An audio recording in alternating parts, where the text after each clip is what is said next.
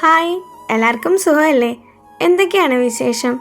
അഞ്ജുവിൻ്റെ കയ്യിൽ ക്യാമറയും കൊടുത്തിട്ട് പറഞ്ഞു എൻ്റെ നടത്തമൊന്ന് സ്റ്റൈലാക്കി എടുക്കാൻ.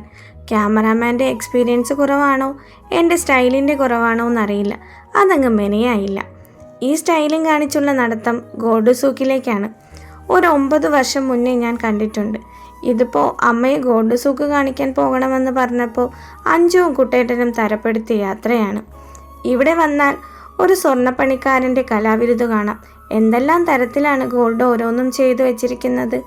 ഈ ഷോപ്പുകൾ എല്ലാം തന്നെ അടുത്തടുത്താണ് സ്ഥിതി ചെയ്യുന്നത്.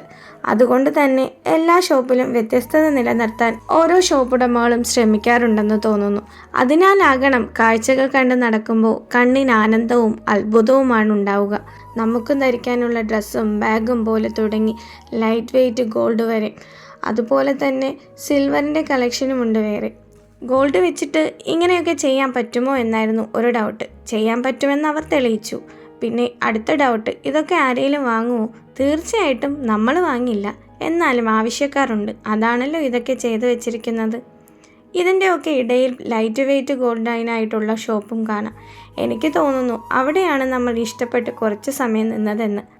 നടന്ന് ക്ഷീണം വരുമ്പോൾ ഇടയ്ക്കിട്ടിരിക്കുന്ന ബെഞ്ചിൽ കയറിയിരുന്ന് കുശല വർത്തമാനവും പറയാവുന്നതാണ്.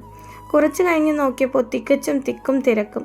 ഞാനറിയാതെ ഇനി വല്ലതും ഫ്രീ ആയി കൊടുക്കുന്നു എന്നായി എൻ്റെ ചിന്ത. ഗോൾഡ് സൂക്കല്ലേ, വല്ലതും കിട്ടിയാലോ? ഞാനും പതുക്കെ ആ തിക്കും തിരക്കിലേക്ക് ഇടിച്ച് കയറി. അപ്പോഴാണ് കണ്ടത് അവിടെ നിന്ന് ഫോട്ടോ എടുക്കാൻ വേണ്ടിയുള്ള തിരക്കാണ്. അവിടെയാണ് വേൾഡ് ഹെവിയസ്റ്റ് റിങ് വെച്ചിരിക്കുന്നത്. അതിന് ഗിന്നസ് വേൾഡ് റെക്കോർഡും ഒക്കെ കിട്ടിയ സർട്ടിഫിക്കറ്റും കാണാം. അതാണ് അവിടെ ഇത്ര തിരക്ക്. അങ്ങനെ ഞാനും മിസ്സാക്കിയില്ല. അങ്ങനെ ആ തിക്കിനും തിരക്കിനും ഇടയിലൂടെ ഞാനും ഇടച്ച് കയറി ഫോട്ടോ എടുത്തു. ഇതൊക്കെയാണ് ഗോൾഡ് സൂക്കിൽ പോയ ഞങ്ങളുടെ വിശേഷം. അപ്പോൾ നിങ്ങളും ചെറിയ യാത്രകൾ ചെയ്യുക, സന്തോഷമായിരിക്കുക.